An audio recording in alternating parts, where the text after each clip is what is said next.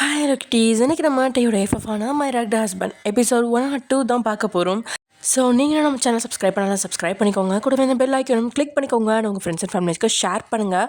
Okay, வாங்க நம்ம வீடியோக்குள்ளே போகலாம். லாஸ்ட்டாக எதில் முடிச்சிருந்தோம் அப்படின்னா, நீங்கள் இல்லாமல் டேயும் போக போகிறதில்ல, டே இல்லாமல் நீங்களும் நிம்மதியாக இருக்க போகிறதில்ல அப்படின்னு புரிஞ்சு உங்களை அப்பார்ட்மெண்ட்டுக்கு வெளியே கொண்டு வந்து விட்டுட்டான் ரித்திக். அங்கே நின்று டேயை பார்த்தா உங்களோட கால்கள் பயந்து நடுங்கினாலும் அவன் இல்லாமல் உங்களாலையும் இருக்க முடியல அப்படிங்கிறதால துப்பட்டாவை அழுத்தி பிடிச்சி பயத்தோடய நீங்கள் நிற்க பொறுமையாக உங்களை நோக்கி நடந்தவன் வந்த வேகத்தில் கையை ஓங்க கண்ணை பழுக்க போகுது அப்படின்னு நீங்கள் கண்களை இறுக்கி மூடவும் உங்களை கட்டி அணைச்சவன் ஏண்டி என்னை விட்டு விலைக்கு போகிற அப்படின்னு கேட்டு உங்களோட தோளில் தலை சாய்ச்சிட்டான். தன்னோட உயரத்துக்கு உங்களை தூக்கி கட்டி அணைச்சிருக்க உங்களோட தங்க கொலுசு போட்ட மென்மையான கால்கள் தரையிலேருந்து ஒரு அடி உயர்ந்து நிற்குது. அவனோட அழுத்தமான பிடியில் உடல் எலும்புகள் நொறுங்கின மாதிரி இருக்க மூச்சு விடவே முடியல உங்களால். உடல்லாம் அப்படி வலிக்குது. ஆனாலும் இது மாதிரி ஆறுதலும் பாதுகாப்பான உணர்வும் வேற எங்கேயும் உங்களுக்கு கிடைச்சதும் இல்லை. கையை எடுத்து டேயோட முதுகில் வச்சு பொறுமையாக தடவுறீங்க. இவ்வளோ நேரம் நீங்கள் இனி தங்கிட்ட திரும்பி வரமாட்டீங்க, பெத்தவளை மாதிரி தாலி கட்டினவளும் விட்டுட்டு போயிட்டா, வாழ்க்கையே முடிஞ்சிட்டுது அப்படிங்கிற மாதிரி தான் ஒரு மனசு தனிமையில் மூழ்கிட்டு இருக்கும்போது உங்களோட மென்மையான கைகள் நீங்கள் தன்னை விட்டு போக மாட்டீங்க அப்படிங்கிறத அவனுக்கு உணர வச்சிருக்கு. உங்கள் மீதான அணைப்பை இன்னும் இறுக்கி தன்னோட புதைச்சிக்கிறான். 2 பேருமே பின்னி பிணைஞ்ச பாம்பா தன்னிலை மறந்து நிற்க 2 பேரோட முகத்துலையும் இருக்கிற மகிழ்ச்சியை பார்த்த ரித்திக்கு பூரிப்பா இருக்கு. தியா, ஜிமினு புருஷன், அவன் மேலே உனக்கு ஏன் காதலே வரமாட்டேங்குது? எதுக்காக காதலை அவ்வளோ வெறுக்கிற அப்படின்னு 1 மாதத்துக்கு முன்னாடி ஹாஸ்பிட்டலில் வச்சு கேட்குறான் ரித்திக். டேய், ஜிமினுக்கும் எனக்கும் லவ் லைஃப்லாம் செட் ஆகாது, நாங்கள் ஃப்ரெண்ட்ஸ் மட்டும்தான். அப்புறம் காதல் கத்திரிக்காயில் ஒரு காலத்தில் எனக்கு நம்பிக்கை இல்லை, ஆனால் இப்போ நம்பிக்கை இருக்குது. வயனக்காவும் டேயும் 2 துருவம் மாதிரி இருப்பாங்கடா. டே கோவப்படுவான், பணக்காரன், ஆணவன் பிடிச்சவன், திமிரு பிடிச்சவன், நினச்சதை சாதிக்கணும்னு நினைக்கிறவன்.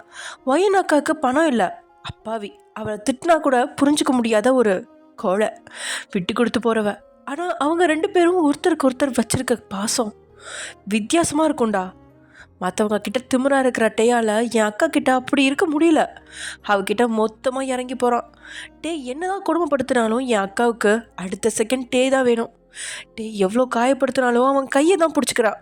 அதே மாதிரி அவனே காயப்படுத்திட்டு வலியும் கொடுத்துட்டு எதிர்பார்க்காத சந்தோஷத்தையும் கொடுக்குறான். எனக்கு ஆணவமாக இருக்கிற ஆம்பளைங்களை பிடிக்காதான். ஆனால் டே மாதிரி பைத்தியக்காரத்தனமாக காதலிக்கிற ஏதாவது ஒரு பையன் என் லைஃப்பில் வரணும்னு அப்பப்போ ஆசையாக இருக்குது அப்படின்னு அதிகம் காதல் உணர்ச்சியை வெளிக்காட்டாத தியாவோட வாயிலேருந்து வந்த அந்த வார்த்தையோட ஆழம் இப்போ புரியுது.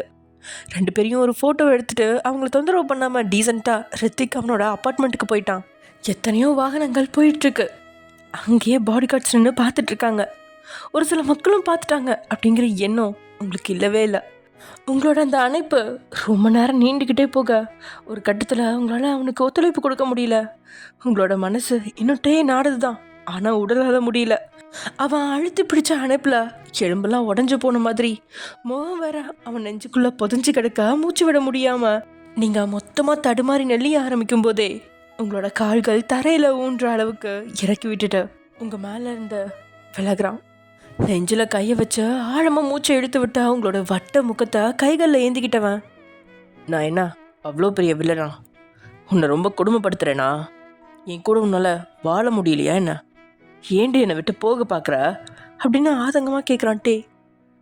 மரணமே வந்தாலும் டேயை விட்டு போக மாட்டேங்க நீங்கள். அப்படி ஒரு வேளை விலகி போனால் கூட உங்களோட மனசு என்றைக்குமே டேயை தாண்டி இன்னொருத்தரை நாடாது அப்படிங்கிறத உணர வைக்கிற வகையில் உங்களோட கண்கள்லேருந்து வடிஞ்ச அந்த கண்ணீர் டேயோட கைகளை நனைக்குது. டேயோட வலிமையான 2 பெருவிரல்களாலையும் உங்களோட கண்களில் வடிஞ்ச கண்ணீரை தொடச்சி விட்டு உங்களோட இதழ் பக்கம் நெருங்கினவன் ஒரு சில கண்கள் அவங்கள பார்த்துட்டு இருக்கிறத கவனித்து சுதாரித்தவன், என் கூட வீட்டுக்கு வரையா அப்படின்னு கேட்குறான். நொடியும் யோசிக்காத உங்களோட தலை ஆமாம் அப்படின்னு ஆட உங்களோட கையை கோர்த்து அழைச்சிட்டு வந்தவன் காருக்குள்ளே ஏற்றி உட்கார வச்சுட்டு உங்களுக்கு சீட் பெல்ட்டையும் மாட்டி விட்டுட்டு இருக்கும்போது தான் டேயோட முகத்தில் வழக்கத்தை விட சோர்வு உதடு வறண்டு போயிருக்கிறது உங்களுக்கு தெரியுது. என்னங்க, நீங்கள் சாப்பிட்லையா? நான் சாப்பாடு எடுத்துட்டு அப்படின்னு பேசிகிட்டு இருந்தோம். உங்களோட உதட்டில் விரல வைக்கிறான். ஷ், டோன்ட் ஸ்பீக் அப்படின்னு சொன்னவன் பின் சீட்டில் கண்காட்ட உட்காந்தபடி திரும்பி பார்த்தா காருக்கு பின்னாடி இருக்கிற 3 பேர் உட்கார்ற சீட்டில் மொத்தமாக ஆக்கிரமிச்சு உடலை குறுக்கி படுத்து ஆழ்ந்து தூங்கிட்டு இருக்கா மயூரி. அதுக்கு மேலே நீங்கள் அமைதியாக இருக்க காருக்குள்ளே ஏறிக்கிட்டே காரை ஸ்டார்ட் பண்ணுறதும் முன்னாடி பாதுகாப்புக்கு 2 கார், பின்னாடி பாதுகாப்புக்கு 2 கார் அப்படின்னு 5 கார்கள் மொத்தமாக அங்கேருந்து கிளம்பிருச்சு. அதே சமயம் இங்கே மாடியில் இருக்கிற தன்னுடைய ரூமுக்குள்ளே கோமா ராஜ்கிருஷ்ணனுடைய அவனுக்கு பின்னாடி நடந்த அந்த ரூமுக்குள்ள நுழையிறான் மனோ. டென்ஷனாக பெட்டில் உட்காந்து ஏசியோட அளவை அதிகப்படுத்திட்டு வினோவை பார்த்தவன், உன் தம்பி எங்கே போயிட்டான் அப்படின்னு ராஜ்கிருஷ்ணா கத்த, அப்பா சாயங்காலம் வர என் கூட தான் இருந்து உங்களை வெளியே எடுக்கிறதுக்கு தேவையான ஏற்பாடு பண்ணா. திடீர்னு ஏதோ ஒரு பொண்ணு ராத்திரி சாப்பிட வரையான்னு கேட்கணும், உடனே அந்த பொண்ணு கூட கிளம்பி போய் கூத்தடிச்சிட்டு இருக்கான் அப்படின்னு சொல்லதான் மனுவுக்கும் ஆசை. இருந்தாலும் அப்பாவும் இந்த நிலமையில டென்ஷனாக இருக்க ஜினோவை கோத்து விட மனசு இல்லாமல், அப்பா அவனும் என் கூட தான் உங்களை வெளியில் எடுக்க ட்ரை பண்ணிட்டு இருந்தான், அப்புறம் ஆஃபீஸில் யாரும் இல்லைன்னு சொல்லி நான் தான் அவனை ஆஃபீஸ் வேலையை பார்க்க அனுப்பி வச்சேன் அப்படின்னு சொல்லி சமாளித்து வைக்கிறான். தியா தன்னை சரியில் போட்டா அப்படிங்கிறனால அவன் மேலே செம்ம கோவத்தில் இருந்த ராஜ்கிருஷ்ணா, தியாவை நானே கவனிச்சுக்கிறேன், வினிஷாவை காப்பாற்ற தானே வந்தா, அது எப்படி நடக்குதுன்னு நானும் பார்க்குறேன் அப்படின்னு சொல்லிட்டு மொபைலை எடுத்து ஜீவபாலனுக்கு, அதாவது ஆரியோட 2வது அண்ணனுக்கு ஃபோன் பண்ணி அடுத்த திட்டத்தை போட்டுட்டான். இங்கே பொதுவாக காரில் இருந்தா உங்களோட கண்கள் வெளி உலகத்தை அதிகம் ரசிக்கும். இன்னைக்கு வெளி உலகத்தை பார்க்காம பக்கத்தில் பார்க்குது. உங்களோட மனசுக்குள்ளே இப்போது பதட்டம் இல்லை, ஓரளவுக்கு குறைஞ்சிருச்சு. ஆனால் டேயோட முகத்தில் ஆரம்பத்தில் பார்த்த அதே இருக்கும் இன்னும் இருக்குது. அவன் என்ன மனநிலையில் இருக்கிறான் அப்படிங்கிறத புரிஞ்சுக்கவே முடியல உங்களால். இவனை நம்பி வீட்டுக்கு போகலாமா அப்படின்னு யோசிச்சுட்டு இருந்தேன் உங்களுக்கு. அக்கா, புருஷனை சும்மா அவன் பேரையே சொல்லாத, அவன் என்ன மைண்ட் செட்டில் இருக்கான்னு தெரியவே தெரியாது. போகணுன்னு வச்சுக்கோ, உன்னை மிரட்டி உன் வாயால் படிக்க போக மாட்டேன்னு சொல்ல வச்சுருவான். உன் புருஷன் வேதாள மாதிரி முருங்கை மரத்து மேலே ஏறி இருக்கான், முதல்ல அவன் கீழே இறங்கி வரட்டும், அதுக்கப்புறம் நீ அங்கே போனால் போதும், அது வரைக்கும் ரித்திக்கோட வீட்டில் இரு அப்படின்னு மொபைலில் கத்தின தியாவோட வார்த்தையும் காத்துக்குள்ளே வந்து மூளையை போட்டு குடையுது உங்களுக்கு. கார் வேற வீடு இருக்கிற திசையை நோக்கி வேகமாக போயிட்டுருக்கா. இன்னும் 10 நிமிஷத்தில் வீட்டுக்கு போய் சேர்ந்துரும் அப்படின்னு புரிஞ்சுக்கிட்டு நீங்கள் அவன் மனநிலையை தெரிஞ்சுக்கிறதுக்காகவே, என்னங்க பக்கத்தில் ஏதாவது ரெஸ்டாரண்ட்டில் உட்காந்து கொஞ்சம் நேரம் பேசலாமா அப்படின்னு கேட்க, வாட்சில் நேரத்தை பார்த்தா மணி 2:20 நெருங்கிட்டுருக்கா. No, it's too late, we should go home அப்படின்னு அழுத்தமாக சொன்னவன் காரோட வேகத்தை அதிகரிக்க உங்களோட உதடு அதிருப்தியில் சுருங்க அதை பார்த்து மனசு கேட்காம பக்கத்தில் இருந்த ஆளிலாம் பார்க்குள்ளே விட்டுறான். தூங்கிட்டு இருந்த மயூரியை தொந்தரவு செய்யாமல் 2 பேரும் கீழே இறங்க காலேஜுக்கு போட்டு போன அந்த ஹேண்ட்பேக்கை தூக்கிக்கிட்டு நீங்கள் அங்கேருந்த ஒரு திடலில் உட்காந்துட்டீங்க. என்னங்க இங்கே வந்து உட்காருங்க அப்படின்னு நீங்கள் உங்களுக்கு பக்கத்தில் கையை காட்டி அழைக்க, உங்கள் பக்கத்தில் போனவன் கொஞ்சம் இடைவெளி விட்டு உட்கார அந்த இடைவெளியை குறைக்கிற விதமாக டேயோட பக்கத்தில் நெருங்கி உட்காரிங்க. நீங்கள் டேயோட கால் தொட மேலே உங்களோட கால் தொட உரச நீங்கள் நெருங்கி உட்காந்தது அவனுக்கு பிடிச்சிருக்கு. பட் மனசுக்குள்ளே இருக்கிற இறுக்கம் குறையல, ஆனால் முகத்தில் இருக்கிற இறுக்கம் குறையுது. இருந்தாலும் உங்களோட முகத்தை பார்க்காம உட்காந்தவனோட மூக்கை ஏதோ வாசம் தொலைக்குது. இன்னைக்கு வரைக்கும் அவன் வாழ்நாளில் இப்படி ஒரு வாசத்தை உணர்ந்ததே இல்லை அப்படிங்கிற மாதிரி உங்களோட பக்கம் திரும்பும்போது தான் அவன் வாய்க்கு நேராக கை நிறைய சாப்பாட்டை எடுத்து டேக்கு முன்னாடி நீட்டிகிட்டு இருக்கீங்க. அப்போ தான் உங்களோட கையில் திறந்திருந்த அந்த பாக்ஸையும் அதில் நிறைய இருக்கிற பிரியாணியும் பார்த்தவன், வாட் இஸ் திஸ், எங்கேருந்து கொண்டு வந்த அப்படின்னு முகத்தை அருவருப்பாக வைக்கிறான். இது ரித்திக் தம்பி வீட்டில் வச்ச சிக்கன் பிரியாணி. அவங்க அப்பா தான் சமைச்சார். அவர் பெரிய பெரிய ஃபங்க்ஷன்களுக்கெலாம் ஆர்டர் எடுத்து சமைச்சு கொடுப்பாராம். இதோட வாசனையே செம்மையாக இருக்குது. நான் சிக்கன் சாப்பிட மாட்டேன், ஆனால் கூட எனக்கு இந்த பிரியாணியை பார்க்கவும் ஆசையாக இருந்துச்சு. இருந்தாலும் சிக்கன் ஒத்துக்காதுங்கிறதுனால கண்ட்ரோல் பண்ணிகிட்டு இருந்தேன். அவங்க எனக்கு தனியாக சாதம், பொரியல், கூட்டு, கறின்னு கல்யாண சாப்பாடு மாதிரி வெஜிடேரியன் ஃபுட் நிறைய சமைச்சு தந்தாங்க. நான் சாப்பிட்ட சாப்பாட்டில் எனக்கு தொப்பையே வந்துருச்சு. இங்கே பாருங்கள் அப்படின்னு அவங்ககிட்ட சகஜமாக பேசினேன். நீங்கள் துப்பட்டா விளக்கி உங்களோட வயிற்றை காட்டுறீங்க. நீங்கள் நார்மலாக நிற்கும் போது உங்களுக்கு தொப்பையெல்லாம் எதுவும் தெரியாது. ஆனால் நீங்கள் இன்றைக்கி சாப்பிட்ட சாப்பாட்டில் வயிறு 3 மாத வயிறு மாதிரி இருக்குது. இப்போ உட்காந்துருக்கிற போது கூட 6 மாத கர்ப்பவதி வயிற்று மாதிரி தான் இருக்குது. அதை பார்த்து உள்ளுக்குள்ளே என்ன உணர்ந்தான் அப்படிங்கிற ரியாக்ஷனை வெளியே காட்டல. I don't need this, I never eat this unhealthy foods. எவனோ ஒருத்தன் வீட்டுக்கு போனதுன்னே இப்படி சாப்பிட்ருக்க, உனக்கு என்ன என் வீட்டில் சாப்பாடே கிடைக்காதுன்னு இவ்வளோ சாப்பிட்டியா? பொண்ணுங்க நான் ஃபிட்டாக இருக்கணும், நீ என்னடானா கிடச்சிச்சின்னு வாரி வெட்டி ஒரே நாளில் இவ்வளோ தொப்பை வச்சுருக்க, இப்படியே போனால் குண்டு பூசணிக்கா மாதிரி மாறிடுவா. ஐ ஹேட் திஸ் அப்படின்னு டேயோட வார்த்தையில் உங்களோட மனசை உடைஞ்சு துளி துளியாக சிதறுது. அந்த நொடி ரகுநாதன் அடிக்கடி லக்ஷ்மியோட குண்டான அந்த தேகத்தை வச்சு எப்பயுமே உருவகேலி செய்கிறது உங்களோட கண்ணு முன்னாடி வந்து போகுது. அது மாதிரி டேயும் பேசுகிறான், வருங்காலத்தில் தப்பி தவறி உடல் பருமன் ஆகக்கூடாது, அப்படி மட்டும் ஆனோம் அப்படின்னா முழுசுமே நம்மளை குத்தி பேசிடுவாங்களோ அப்படின்னு உங்களோட முகத்தில் சோகம் குடிக்கொள்ளுது. நீங்கள் எதை நினைக்கிறீங்க அப்படின்னு டேக்கும் புரியுது. ஆனாலும் உண்மையாக அவன் மனசு உங்களை உருவகேலிலாம் செய்யலை. நீங்கள் வயிறு நிறைய சாப்பிடணும் அப்படிங்கிறதுக்காக தானே அந்த வீட்டுக்கு வெளியே உங்களை தொந்தரவு செய்யாமல் 1/2 மணி நேரம் காத்திருந்தான். அப்படிப்பட்டவனுக்கு மனைவி குண்டாயிட்டா அப்படின்னு வருத்தம்லாம் வராது. அவன் நல்லா சாப்பிட்டா போதும், அந்த எண்ணம் மட்டும்தான் இருக்குது. உருவகேலி செஞ்சுட்டான் அப்படின்னு முடிவு செஞ்ச நீங்கள் வேதனையில் கையை கீழே இருக்கும்போது உங்களோட கையை அழுத்தி பிடிச்சு உதட்டோட பக்கம் கொண்டு வந்தவன் சாப்பாடோட சேர்த்து உங்களோட கை விரல்களையும் கவிக்கிட்டான். அதில் எங்கேயோ பறந்துட்டு இருந்த நினைவு மறுபடியும் திசை திரும்பி டேயோட பக்கம் திரும்பி வர்றதுக்குள்ள உங்களோட கையில் இருந்த சாப்பாட்டை முழுசாட்டே அவன் வாய்க்குள்ளே போட்டான். Taste is good. சும்மா இல்லை, முஸ்லீம் சமைக்கிற பிரியாணி நல்லா இருக்குன்னு சொல்கிறது it's really good. I appreciate. I need another byte அப்படின்னு எங்கேயோ பார்த்தபடி சொல்ல கீழே விழுந்தாலும் மீசை மண் விட்டாது, சரியான உருண்டை மூக்கை அப்படின்னு புலம்புன நீங்கள் கையில் அடுத்த முறை சாப்பாட்டை எடுக்கும்போது உங்களோட மூக்கை அழுத்தி பிடிக்கிறான். வலிக்குது அப்படின்னு நீங்கள் அழற. அது என்னடி, நீ குண்டாயிருவன்னு சொன்னா அது உருவகேலி, என்ன மூக்கு உருண்டு கிடக்குதுன்னு சொன்னா அது கிண்டலா அப்படின்னு முறைச்சவன் உங்களோட மூக்கு நல்லா அழுத்தி பிடிச்சி செவந்த மிளகாயாக மாற்றிட்டான். ஆறுதலாகவும் இருக்கான், காயப்படுத்தவும் செய்கிறான். என்ன கனவன் அப்படின்னு பார்த்த நீங்கள் இன்னொரு முறை சாப்பாட்டை அவன் முன்னாடி நீட்ட பொறுமையாக அதை வாங்கி சாப்பிட்ட. இன்னைக்கு காலையிலேருந்து எதையுமே சாப்பிடல, எழுந்ததும் லேட்டு, இதில் நீங்கள் காலேஜுக்கு போயிட்டீங்க அப்படிங்கிற ஒரு டென்ஷன்.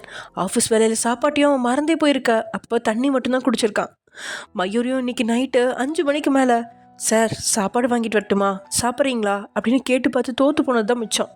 இப்படி மொத்தமாக பசியை தொலைச்சவன் இப்போது மனைவி ஊட்டி விட்ட சாப்பாட்டில் இதமான சுவையை உணர்ந்ததோட வயிறு மட்டும் இல்லை மனசும் நிறைஞ்சதான் உணர்ந்தவன் உங்களை சீன்றதுக்குன்னே உங்களோட கை விரல்களை நாவால் வருடி சப்பி இழுக்கிறான்.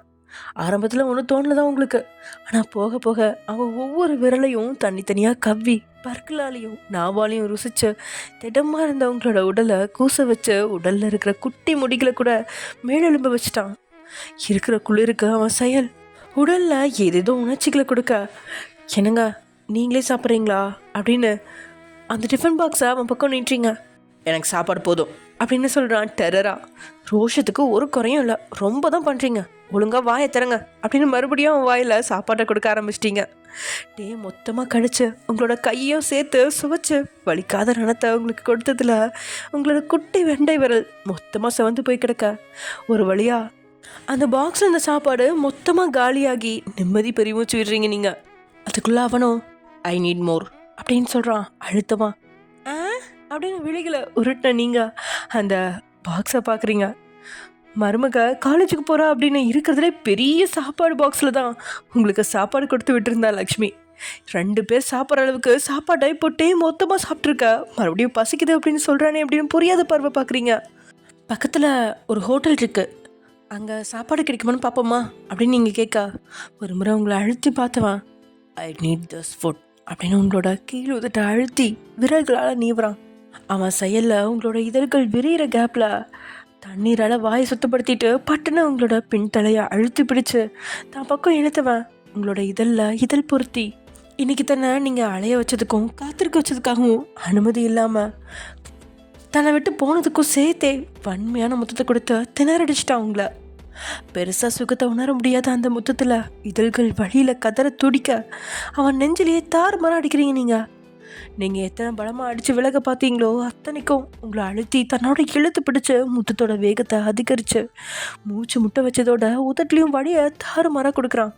உண்மையில் முத்தத்தை தான் கொடுக்குறானா இல்லை மூச்சு காத்தோட உயிரையும் சேர்த்து ஸ்ட்ரா போட்டு உறிஞ்சி எடுக்கிறானா அப்படின்னு புரியாமல் சிரமப்பட்ட நீங்கள் ஆரம்பத்தில் முரண்டு பிடிச்சாலும் டேயோட குணம் தெரியுமே, விலக பார்த்தா வன்மையாயிருவான், அமைதியாக இருந்தால் மென்மையாக நினைப்பான் அப்படின்னு தெரிஞ்சு கொஞ்ச நேரம் வழியை பொறுத்துக்கிட்ட நீங்கள் அசையாமல் ஒத்துழைப்பு கொடுக்க 10 வினாடியில் வன்மையான முத்தம் மென்மையாக மாறி இவ்வளோ நேரம் காயப்பட்ட இதழ்களுக்கு மருந்து கொடுக்குது. அப்படியே அது தித்திப்பாக மாறுது.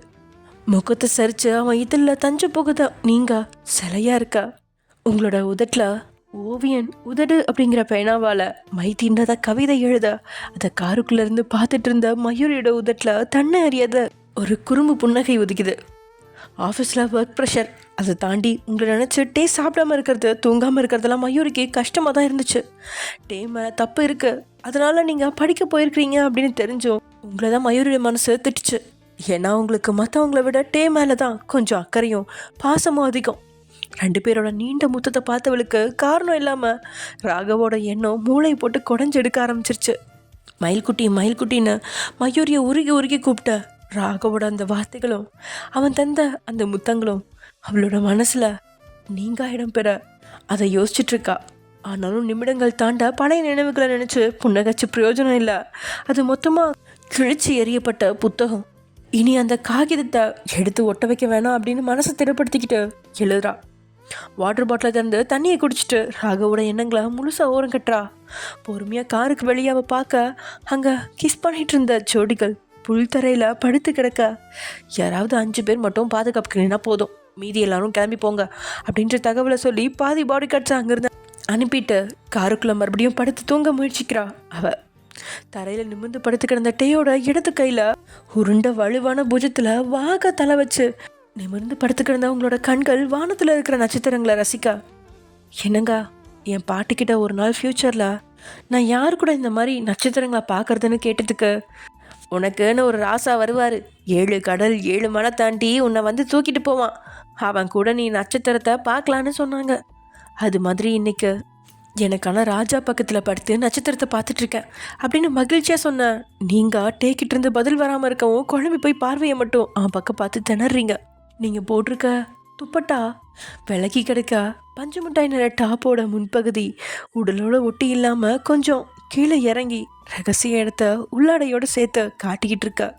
மேலோட்டமாக அங்கங்களை பார்த்துட்ருக்கான். அதுலேயும் வானத்தில் மின்ற நட்சத்திரங்களை விட பிரகாசமான கண்ணை கவர் அந்த 2 உருளை நட்சத்திரங்களை பார்க்க கோடி கண்கள் வேணும் அப்படின்னு ரசிக்கிறான் அந்த குறும்பு கல்வன். திருட்டு பூனை அப்படின்னு உங்களை மாதிரியே நீங்கள் சொல்லி அவன் ரகசியமாக பார்த்த இடங்களை இழுத்து மொத்தமாக மறைச்சிட்டீங்க. ஐயோ, திருட்டுத்தனமாக பார்த்ததை கண்டுபிடிச்சாளா, தப்பாக ஏதாவது நினச்சிருப்பாளா அப்படின்னு பதறி போய் பார்வையை விளக்குற நல்லவன் அவன் கிடையாதே. அவனோட ரசனையை யாராவது தடுத்தாலே கொலவெறியாக மாறிடுவான் அப்படிங்கிறதுக்கு அடையாளமாக பட்டுன்னு உங்களோட துப்பட்டாவை இழுத்து தூரமாக தூக்கி வீசிட்டான். என்ன பண்ணுறீங்க அப்படின்னு அடுத்ததாக கையால் உங்களோட உடலை மறைக்க உங்களோட கையை பிடிச்சு உங்களோட இடைக்கு கீழே கொண்டு வந்து அவனோட பெரிய கைக்குள்ள அடக்கிட்டான். இருந்தாலும் நீங்கள் சலிக்காமல் உடலை திருப்பி படுக்க முயற்சிக்கா. இதுக்கு மேலே டிஸ்டர்ப் பண்ணான்னு வச்சுக்கோ, இங்கே யாருமே இல்லை, கொஞ்சமாக இருக்க விளக்கையும் மொத்தமாக அணைச்சிட்டு உன்னோட டாப்பை மொத்தமாக கழட்டி வீசி பார்த்துட்ருப்பேன் அப்படின்ற மிரட்டலுக்கெல்லாம் ஒரு குறைவும் இல்லாமல் போயிடுச்சு. சொல்கிறது செய்வான் அவன் அப்படிங்கிறதுனால அசையாமல் கிடக்குறீங்க. என்னங்க இது பப்ளிக் பிளேஸ், நம்ம வேணால் வீட்டுக்கு போயிட்டு அப்படின்னு நீங்கள் சொல்ல தொடங்கும் போதே, வீட்டுக்கு போயிட்டு தூங்குறதுக்கு தான் நேரம் சரியாக இருக்கும், இதுக்கெல்லாம் டைம் இருக்காது, என்னை டிஸ்டர்ப் பண்ணாத, உங்களோட ஃபர்ஸ்ட் டே காலேஜ் எப்படி போச்சு அப்படின்ட்டு கேஷுவலாக கேட்டாலும் உங்களோட கண்கள் சுருங்கி விரியுது. இந்த கேள்வி யாராவது கேட்கணும் அப்படின்னு நீங்கள் அதிகமாக எதிர்பார்த்தீங்க. உங்களுக்கு பாட்டியோட நினப்பு தான் வருது. ஏன்னா எப்பயுமே நீங்கள் ஸ்கூலுக்கு போயிட்டு வந்ததுமே இன்னைக்கு நல்லா நடந்துச்சு அப்படின்னு சொல்லிட்டு பாட்டிகிட்ட தான் நீங்கள் சொல்லிகிட்டு இருப்பீங்க. பாட்டியும் உட்காந்து பொறுமையாக கேட்டுட்ருப்பாங்க. அதை நினச்சி உங்களோட உதடு புன்னகையில் விரியுது. நீங்கள் இப்போது காலேஜ் கதையை சொல்ல ஆரம்பித்தாலும் அதை கவனிக்காமட்டே எந்த இடத்த பார்ப்பான், எப்படி ரசிப்பான் அப்படின்னு தெரியும். அவனை தடுக்கவும் முடியாது. அப்படிங்கிறதுனால மறுபடியும் வானத்தில் இருக்கிற அந்த நட்சத்திரங்களை பார்த்துட்டே, காலேஜ் நல்லா இருந்துச்சுங்க, ஆனால் எனக்கு தான் இன்றைக்கி முழுக்க என்னமோ மாதிரி இருந்துச்சு, என்ஜாய் பண்ண முடியல. ஆனாலும் காலேஜ் ஸ்கூல் மாதிரி இல்லை. ஸ்கூல் டீச்சர் கம்பு எடுத்துகிட்டு வந்து மிரட்டுவாங்க, எக்ஸாமில் மார்க் கம்மியாக எடுத்தால் பாட்டியை அழைச்சிட்டு வர சொல்லுவாங்க, திட்டுவாங்க, அடிப்பாங்க. ஆனால் காலேஜ் அப்படி இல்லை. ஒவ்வொரு டீச்சரும் சாரும் அவங்க பாட்டுக்கு வராங்க, பாடம் எடுக்கிறாங்க, வேணும்னா படிங்க, இல்லை படிக்காமல் போங்க அப்படிங்கிற மாதிரி தான் இருக்காங்க. ஆனால் ஜாலியாக பேசுகிறாங்க. பிள்ளைங்கள்லாம் காலேஜுக்கே மொபைல் ஃபோன் கொண்டு வராங்க. எல்லா பிள்ளைங்களுக்கும் 18 இல்லைன்னா 19 வயசு தாங்க இருக்கும். ஆனால் எல்லாமே அதுங்க பாய் ஃப்ரெண்ட்ஸ் கூட ஃபோன் பண்ணி பேசுது. நாளையிலேருந்து நானும் காலேஜுக்கு மொபைல் கொண்டு போட்டுமா, நம்ம 2 பேரும் மத்தியான நேரத்தில் லவ்வர்ஸ் மாதிரி பேசிக்கலாமா அப்படின்னு நீங்கள் பயங்கர எதிர்பார்ப்போடு கேட்குறீங்க. ஆனால் அதுக்கு டேக்கிட்டு இருந்து எந்த பதிலும் இல்லை. அப்படிங்கிறத தாண்டி அவன் முக ரியாக்ஷன் இனி படிக்க விடுவானா அப்படிங்கிற மாதிரி தான் உங்களுக்கு சந்தேகத்தை கொடுக்குது. அண்ணல் மேலே அவனை நிற்க வச்சு எரிச்சது மாதிரி அப்படி ஒரு ரியாக்ஷன் கொடுத்ததோடு மட்டும் இல்லாமல் பதிலே பேசாமல் பார்வை மட்டும் காண கிடைக்காத பொக்கிஷத்தை பார்த்து ரசிக்குதா, இல்லைனா வெறுமனை தான் பார்வையை மட்டும் அங்கே வச்சிருக்கானா அப்படின்னு உங்களுக்கே புரியல.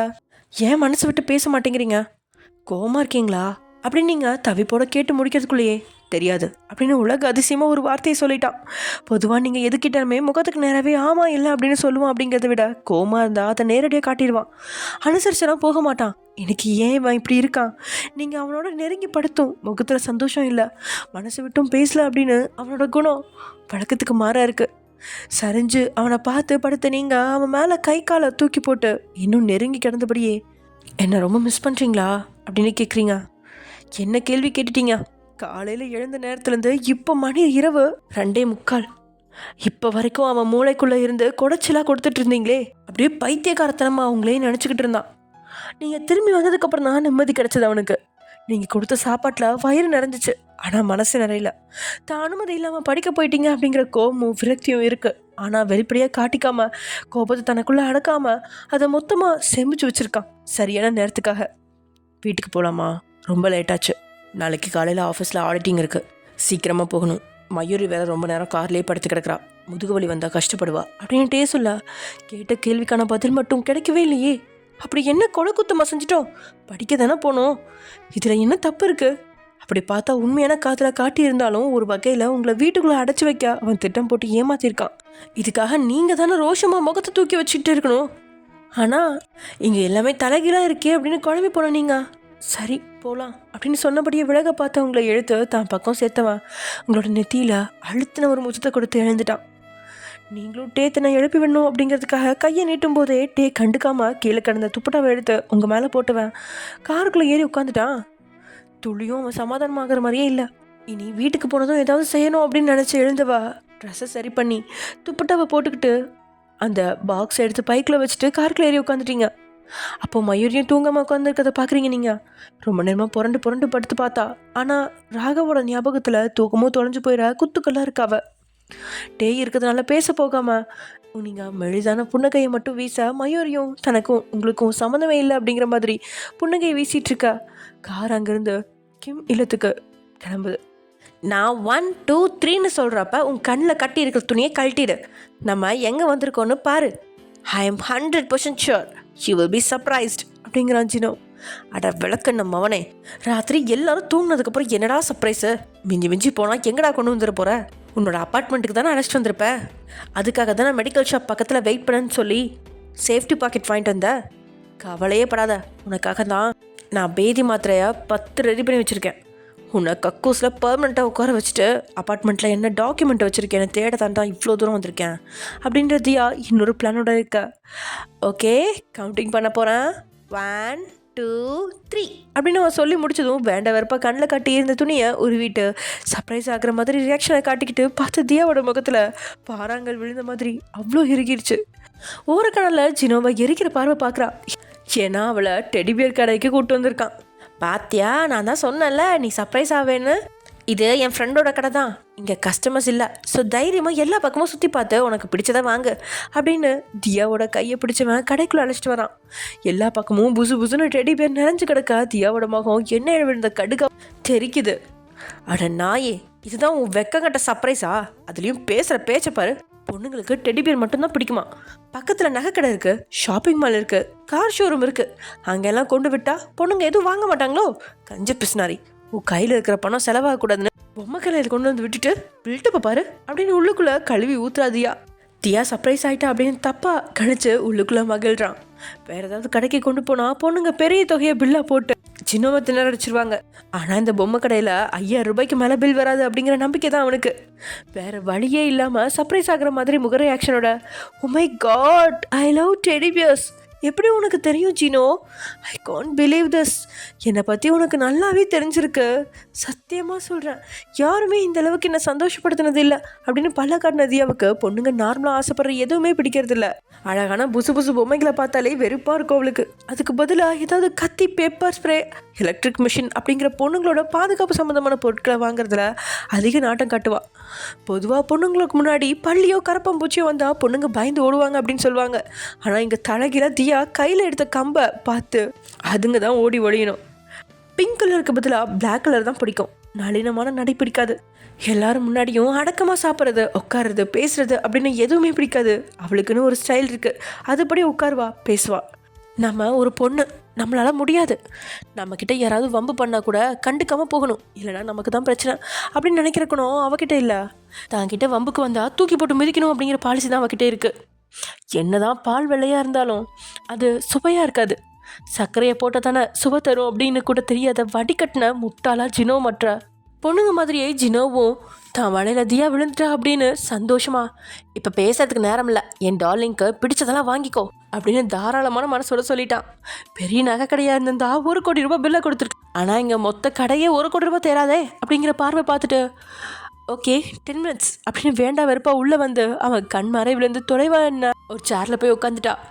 ஒரு சேரில் உட்காந்து இன்னொரு சேர் மேலே காலை தூக்கி வச்சு தலையை சாவுகாசமா இருக்கையில் சாச்சவ, எப்பா சாமி முடியல, இவன் அப்பனை தூக்கி ஜெயிலில் போட்டதுக்கு கோமா இருப்பான். சாப்பாடு வாங்கி கொடுத்து வழிக்கு கொண்டு வரலான்னு பார்த்தா சாப்பிட்டு முடிச்சு கிளம்பி போகாமல் என் உசுரை எடுக்கிறான். இதில் வேற என் பெர்மிஷனே இல்லாமல் 2 வாட்டி கட்டு பிடிச்சிட்டான். தருதலை, இன்னொரு வாட்டி என் பக்கத்தில் வாடா உனக்கு இருக்கு அப்படின்னு நினச்சிக்கிட்டு பொம்மைகளை விளக்கி பொறுமையாக எட்டி பார்க்குறா. அங்கே பில் கவுண்டரில் ஒரு பொண்ணு மட்டும் நிற்க பக்கத்தில் நின்று பில்டப் போடுறதுக்கு அப்படிங்கிறதுக்காகவே ஃபோனில் எஸ் என் பேங்க் பேலன்ஸ் 50 கோடி ரூபாய் இருக்குது, 5 ராயல் என்ஃபீல்ட் பைக்கு, அப்புறம் ரோல்ஸ் ராய்ஸ் காரு, ஏகப்பட்ட சொத்து இருக்குது அப்படின்னு காதில் மொபைலை வச்சு யாருக்கிட்டையோ பில்டப் விட்டபடி ஏன் அந்த பொண்ணை கரெக்ட் பண்ண முடியுமா அப்படின்னு முயற்சிச்சுக்கிட்டு இருக்கான் ஜினோ. அந்த பொண்ணு ஜினோ பேசுகிறதெல்லாம் காது கொடுத்து கேட்காம அவனை தான் வியந்து பார்க்குறா. வாரத்துக்கு ஒரு பொண்ணு இந்த கடைக்கு அழைச்சிட்டு வந்துடுறான், எப்படி இவனால் மட்டும் முடியுது அப்படிங்கிற மாதிரி அவள் பார்த்துட்டு இருக்க.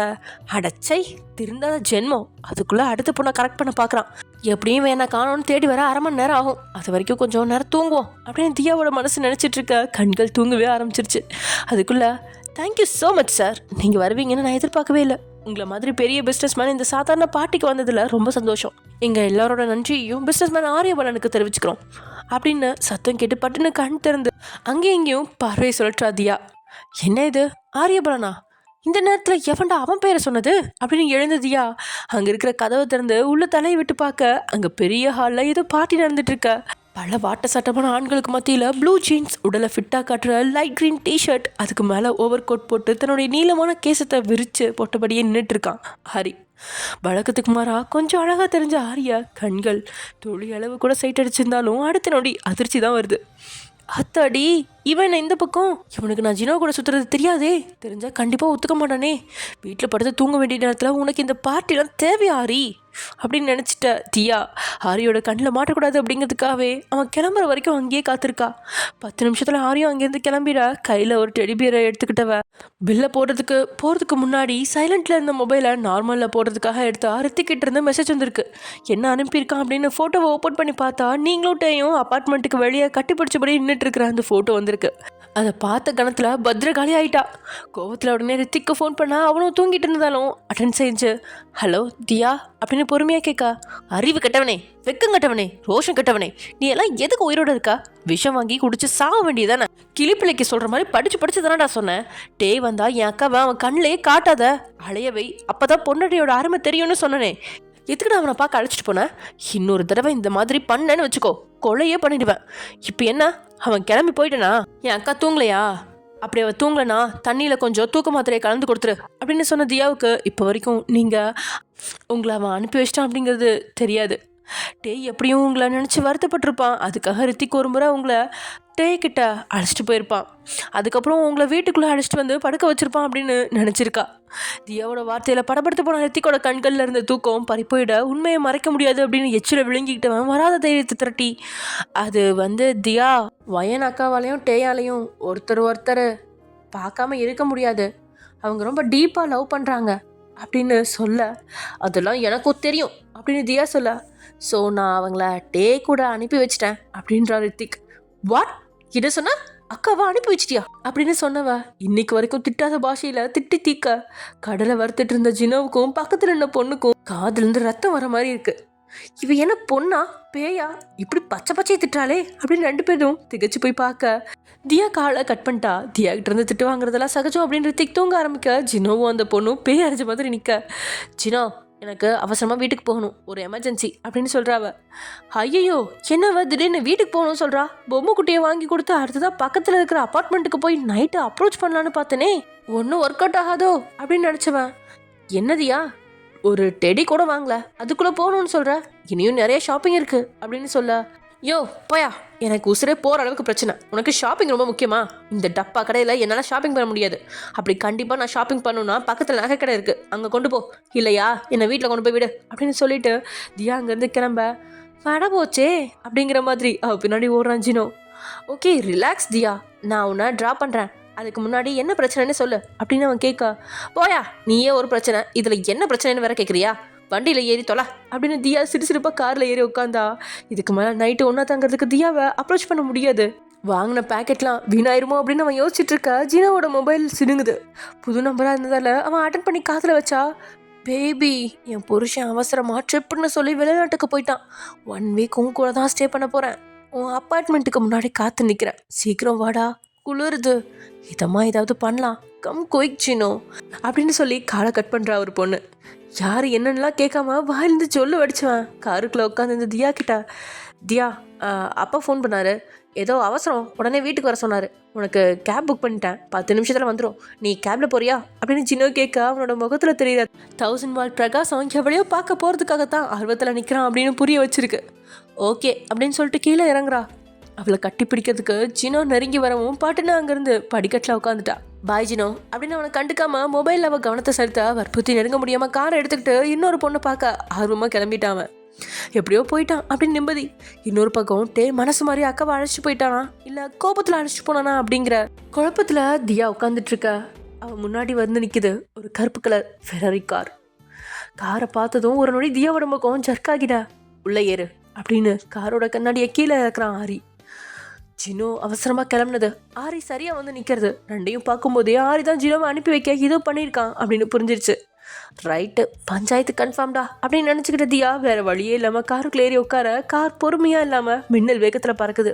அதே சமயம் இங்கே கார் ஸ்மூத்தாக கிம்மி எல்லாம் இருக்கிற ஏரியாவுக்குள்ள நுழைஞ்சிட உங்களோட கண்கள் சொக்கிக்கிட்டு வந்த அரை தூக்கத்தோட ஏன் இப்படி இருக்கான், வீட்டில் ஏதாவது வில்லங்க இருக்குமா அப்படின்னு உள்ளுக்குள்ளே பயந்தபடியே இருக்கா. மயூரி பின்னாடி அமைதியாக இருக்கிற போதே அவளோட மொபைலுக்கு மெசேஜ் வந்து சேருது. மேனேஜர் ஜோசப் அனுப்பியிருந்த அந்த மெசேஜ் தான். ஆனால் அதை எடுத்து பார்க்கும்போதே பாஸ் அப்படின்னு தொடங்கவும் டேக் அனுப்ப வேண்டிய மெசேஜை மாற்றி அனுப்பியிருக்கான் அப்படின்னு புரிஞ்சு தன்னுடைய மொபைல்லேருந்து அப்படியே டேக்கு அந்த மெசேஜை ஃபார்வர்ட் பண்ணுறதுக்காக முயற்சித்த மயூரியோட கை தெரியாமல் அந்த மெசேஜில் பட்டு ஓப்பன் ஆகிடுச்சு. அதுலேருந்து ஃபோட்டோஸை பார்த்த மயூரியோட கண்கள் அதிர்ச்சியில் கோழி மூட்டை சைஸில் உருளுது. 2 பேரும் கிஸ் பண்ணது கட்டிப்பிடிச்சது எல்லாத்தையும் பார்த்து காதலில் மயங்கி கிடக்கிறான் அப்படின்னு பார்த்தா வில்லங்கத்தில் இருந்திருக்கான் அப்படின்னு புரிஞ்சுக்கிட்ட மயூரி பத்திரத்தில் இருக்கும்போதே கார் கிம்மில்ல காம்பவுண்டுக்குள்ள நுழைஞ்சிருச்சு. காரை வீட்டுக்கு முன்னாடி இருக்க போட்டிக்கோவில் நிறுத்துறான்.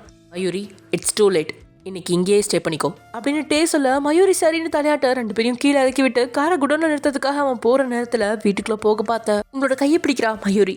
அத்தனை அழுத்தமா மயூரி பிடிச்சதால நீங்கள் அவன் முகத்தை பார்க்கும்போதே வயன் உடனே தியாவுக்கு ஃபோன் பண்ணி வர சொல்லு, உன்னை இங்கேருந்து உடனே அழைச்சிட்டு போக சொல்லு, இல்லைனா வேறு வழி இல்லை, முன்பக்க கேட் இன்னும் மூடலை, பாடி கார்ட்ஸ் யாருமே இல்லை, சீக்கிரமாக ஓடு, காம்பவுண்டுக்கு வழியாக எங்கேயாவது போய் மறைஞ்சு நின்று தியாவுக்கு ஃபோன் பண்ணி வர சொல்லு அப்படின்னு மயூரி சம்மந்தம் இல்லாமல் பேச, இவன் என்ன இப்படி சொல்கிறா அப்படின்னு புரியாத பார்வை பார்த்த நீங்கள் ஏதாவது பிரச்சனையா, உடம்புக்கு ஏதாவது முடியலையா மயூரி அப்படின்னு பாசம் மழைய பொழியா. அவளுக்கு எந்த பிரச்சனையும் இல்லை, நல்லா தான் இருக்கா அப்படின்னு மயூரி பதில் சொல்கிறதுக்கு முன்னாடி டேயோட குரல் கேட்டு 2 பேரும் பக்கவாட்டில் பார்த்தா மயூரியை முறைச்சி பார்த்தபடி நிற்கிறான். பயத்தில் அவளோட முகம் வெளிரிடா. ஐ திங்க் இன்னைக்கு நீ இங்கே ஸ்டே பண்ண வேணாம் மயூரி, குடோனில் என் கார் நிற்குது, காரை எடுத்துகிட்டு வீட்டுக்கு கிளம்பு அப்படின்னு பேக்கெட்டில் இருந்த சாவி எடுத்து மயூரோட பக்கம் வீசுகிறான். அது அவள் காலில் பக்கத்தில் வந்து விழ எதுவும் சொல்ல முடியாமல் சாவி எடுத்துவ ஒரு முறை அங்கேருந்து நடந்தபடியே, சார் அது வந்து அப்படின்னு பேச பார்க்க, ஷட் அப், காலையிலேருந்து நான் எவ்வளோ கஷ்டப்பட்டேன்னு நல்லாவே உனக்கு தெரியும் தானே, அப்படி இருந்தும் எனக்கு எதிராக பேச நினைக்காத மயூரி அப்படின்னு பிடிவாதமாக சொல்கிறான். சாரி சார் அப்படின்னு சொன்னவ தலை நிமிர்ந்து பார்க்க முடியாமல் காரில் கிளம்பிட கடைசி வரைக்கும் ஒன்றும் புரியாமல் பார்த்தபடி நின்று உங்களோட கையை பிடிக்கிறான். சாதாரணமாக பிடிக்காம எலும்பை உடைக்கிறபடி அவன் பிடிச்சதில் பதன்னு நீங்கள் வலிக்குது கையை விடுங்க அப்படின்னு அழற. அதை பொருட்படுத்தாமல் எழுத்த எழுப்பில் வீட்டுக்குள்ளே உங்களை அழைச்சிட்டு போகிறான். வீட்டில் எல்லாருமே தூங்கிட்டு இருக்க, ஹாலில் மட்டும் விளக்க வெளிச்சம் இருக்கு. வேகமாக நடந்தவன் உங்களை தான் கூட இழுத்துக்கிட்டு நடக்க, என்னங்க கொஞ்சம் ஸ்லோவாக போங்க, ஐயோ கை வலிக்குது விடுங்க அப்படின்னு அலறி துடிக்க செவியில் உங்களோட வார்த்தையை ஏற்றிக்காம படிக்கட்ட வேகமாக ஏறி பெட்ரூம் முன்னாடி வந்ததுக்கப்புறம் தான் உங்கள் கையை விட வைக்கிறான். கையில் அவனோட 4 விரல் அடையாளம் பதிஞ்சு கிடக்க எதுக்கு இப்படி அழுத்து பிடிச்சான் அப்படின்னு புரியாமல் கையை தடவை அப்படியே தலை நிமிர்ந்து பார்த்தா பெட்ரூம்க்கு முன்னாடி 2 ஆண் பாடி கார்ட்கள் மாதிரி நல்லா வலு கொண்ட 2 பொண்ணுங்க நிற்கிறாங்க. யார் இந்த பொண்ணுங்க, சொந்த பந்தங்கள் மாதிரி இல்லையே அப்படின்னு நீங்கள் என்ன, இவ பேர் தான் வயன், நான் சொன்னனே வாட்ச் பண்ணணும் பார்த்துக்கணும் அது இவளை தான் அப்படின்னு சொல்ல, என்னங்க என்ன பேசுகிறீங்க, என்ன வாட்ச் பண்ணணும் பார்த்துக்கணும், நான் நல்லா தானே இருக்கேன், என்ன பிரச்சனை அப்படின்னு நீங்கள் அதிகமாக கேட்க உங்களோட முதுகில் கையை வச்சவன் பெட்ரூம் கதவை திறந்து உள்ளே தள்ளிட்டான். அவன் தள்ளின வேகத்தில் பெட்ரூம்குள்ளே நுழைஞ்ச நீங்கள் அங்கேருந்து அலங்காரங்களை பார்த்து பிரமிச்சு நிற்கிறீங்க. உங்களோட கண்கள் நொடி பொழுதுல கண்ணீரில் நனைஞ்சு வடியவும் தொடங்கிருச்சு. அந்த அளவுக்கு ரூமோட செட்டப் முழுசும் மாறி இருக்கு. 2 பெட் இருக்கிற இடத்துல ஒரு பெட் தான் இருக்கு. அதை சுற்றி மல்லிகைப்பூவால் அழகான டிசைன், ரோஜா இதழ்களால் ஹார்ட் இன் ஷேப் டெக்கரேஷன், பக்கத்தில் டேபிளில் இனிப்பு பலகாரங்கள், பால்னு ஏகப்பட்ட பொருட்கள், ரூம் முழுசுமே ரொமான்டிக் கேண்டில்கள் அப்படின்னு செட்டப்லாம் பயங்கரமாக இருக்க. இது எதுக்கு அப்படிங்கிறது உங்களுக்கு புரிய வைக்குது. அவன் அனுமதி இல்லாமல் படிக்க போனதுக்கு இப்படி ஒரு தண்டனையா அப்படின்னு பயந்து நின்று உங்களுக்கு என்ன செய்யறது அப்படின்னு தெரியல. பேசாமல் திறந்திருக்க பால்கனிலேருந்து வெளியே குதிச்சிருவோமா அப்படின்னு கூட தோணுது உங்களுக்கு. யோசனையில் காலத்தை வீணடிக்காம பெட்ரூம்குள்ளே வர்றதுக்கு முன்னாடி நம்ம வெளியே ஓடிடலாம் அப்படின்னு ஓடின நீங்கள் அவன் மேலே தான் மோதி நிற்க அவன் எப்பயோ பெட்ரூம்குள்ளே வந்து கதவை பூட்டிட்டான். இன்னைக்கு அவன் மூடின கதவு உங்களோட சுதந்திர கதவையும் மொத்தமாக இழுத்து மூடிடுச்சு. அது திறந்து எப்படி நீங்கள் வெளியே வருவீங்க அப்படிங்கிறத பொறுமையாக பார்ப்போம்.